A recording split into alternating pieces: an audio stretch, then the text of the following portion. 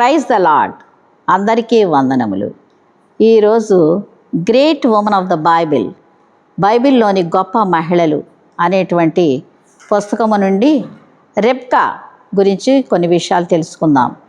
ఈమె ఇస్సాకు భార్య, యాకోబు ఏసావుల తల్లి. ప్రభువుని విశ్వసించే మీరు మీ సొంత బలం మీద ఆధారపడితే ఏమి జరుగుతుందో అన్నదానికి రెబ్కా జీవితము ఒక ఉదాహరణ. ఇస్సాకును మోసగించి పెద్ద కుమారుడు ఏసావుకు బదులుగా చిన్న కుమారుడు యాకోబును ఇస్సాకుచే ఆశీర్వదించబడేటట్లు ఈమె చేసింది.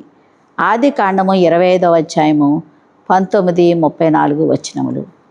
ఈ పుస్తకాన్ని డాక్టర్ గుమ్మడి శామ్యుల్ మోజెస్ గారు మరియు డాక్టర్ బి కమలాశయ్య రాసినటువంటి పుస్తకాన్ని చర్చ్ ఆఫ్ గాడ్ విద్యానగర్ రాజమండ్రిలో ఉచితముగా పొందవచ్చును. God bless you all.